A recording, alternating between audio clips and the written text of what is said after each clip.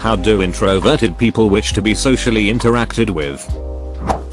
I'm kinda a mismatch of introvert that seems like an extrovert with huge social anxiety around new people. Just try not to seem too intimidating or talk calmly and I'll be alright.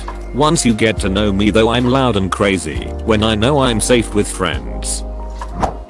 Not every introvert is the same. I enjoy being included in things, and sometimes it's hard for me to break into the conversation. So it's always great when someone says, "What were you saying?" So Melinwin. This helps so much.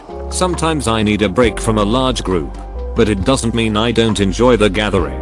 Please, please, please, don't ask why I'm so quiet, because it's a battle I've struggled with my whole life, and it makes me even more aware of how strange I might seem to others, thus making it even harder for me to talk.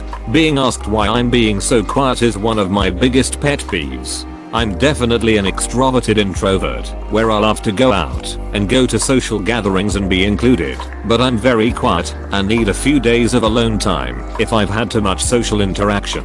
I love to just sit and observe and take in my surroundings, rather than have to be the center of attention. Most people interpret that as I'm either shy or just a bitch who doesn't want to be there in the first place. Respect their boundaries. Sometimes they just want to be left alone or to be quiet. We're basically cats. No surprise interactions involving strangers, in plain view of strangers, proposals, etc. I'm an introvert. It's not like we are some totally different species. You can interact with people normally. Introverts just need time alone to recharge after a lot of socializing. Extroverts get energy from it. Stuff like don't make small talk or text me instead of calling are just personal preferences. You can 100% find extroverts that hate small talk or that want to be texted. I ducking love small talk.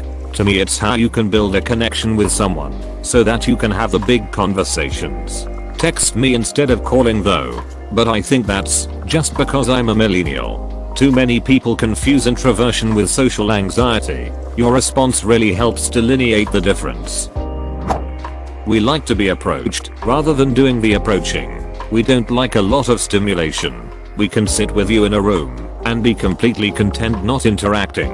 When I was a kid, my parents couldn't understand why my BFF and I would want to get together, only to sit in a room, each of us reading a book. We were just two introverts introverting. Just go PSSSP while kneeling down and rubbing your thumb against your index finger. Most introverts will see the person doing this as safe and approach. If you have a little food it also helps. 1. From a respectful distance. The worst thing people can do is get too far into my personal space. That's an immediate nope out of the interaction if I can. Although it depends on the company. It's mostly okay if it's someone we know well. 2. For as long as we can handle. Everyone is different, but long interactions can be exhausting. 3. Very important, at least to me, no yelling. Strong arguments conflict in the presence. It can be catastrophically frustrating, to the point of noping out of any form of interaction in the future. 4. Oh, and another one, don't be insulted if we talk only to one person in the big group. It's hard to be involved with everyone at the same time. Please don't talk over us when we finally contribute something to the conversation. I'll tell you what I hate. You're being so quiet. It's such a bullshit thing to say. You see that I'm not participating in the conversation, but instead of asking me my thoughts or something you just call me out for being socially awkward. Honestly, I just want to be left alone when I want to be left alone. If I say I don't want to go out, don't continue to pester me and make me feel bad about it. Also, just because I don't want to do something tonight doesn't mean I won't want to do things ever. Sometimes my friends will make plans on a day that I would like to go out and be around people, but they don't invite me because they think I will just say no. Social battery is real, ladies and gents. Sometimes it needs to be recharged by being alone. Sometimes it's full. Sometimes my friends will make plans on a day that I would like to go out and be around people, but they don't invite me because they think I will just say no. This one is entirely on you. People can't read minds, and if you make the habit of no's, eventually they do stop asking. Only issue is sometimes folks feel entitled for some reason. Like someone approaches a person, and if the person's sociability isn't up to par, that person's gonna get shit for it. If that makes sense. Like getting badmouthed, or a dirty look, or pushed around. All the comments about getting approached respectfully and chill are on the right track. Like recognize it's not really bad if someone can't engage at the moment. We don't. Joke aside, respect our boundaries and don't be afraid to invite us left and right. Even if we don't want to go, we really do appreciate your offer. It shows you like us enough to wish for our presences. Also, if things are becoming really awkward, we will greatly appreciate any form of rescue that you could think of. And lastly, give us some time. Once you get to know us, we are pretty decent people that can be pretty batshit crazy as long as the occasion is favorable. Don't force us into a position where we have to be social. If we like you, talk to us. But if it's just us doing something, don't try to rope others into the plans without asking us first and getting approval. That just makes socializing harder for us and can be really uncomfy.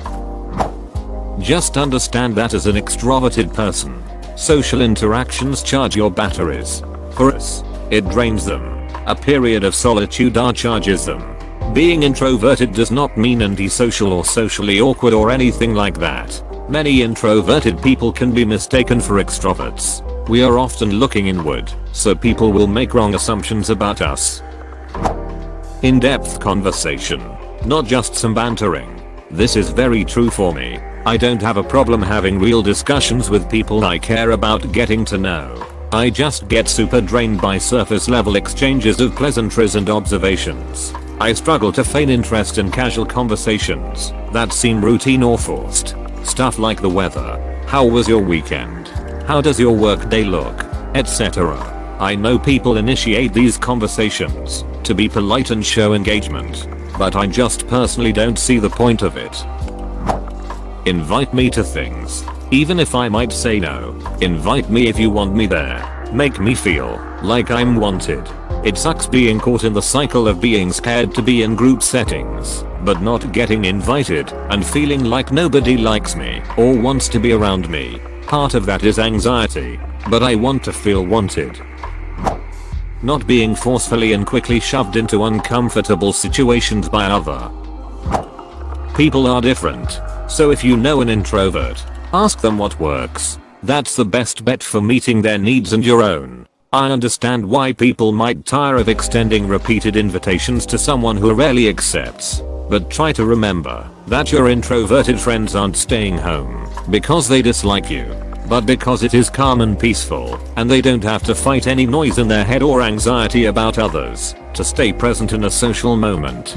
That doesn't mean socializing is always negative, just that it takes more energy. So invite again, if you can manage it. Or even ask, would you like me to ask again the next time we do X? That particular activity or outing might not be for them. Or maybe it just isn't for now. They will probably be happy to clarify which, if you ask gently. I can't stress enough that your introverted friends appreciate being remembered, even if they can't always make it out. And while I don't really recommend pressuring or guilting anyone, I do think it is okay to express that you miss them and look forward to hanging out when it's a good time for them.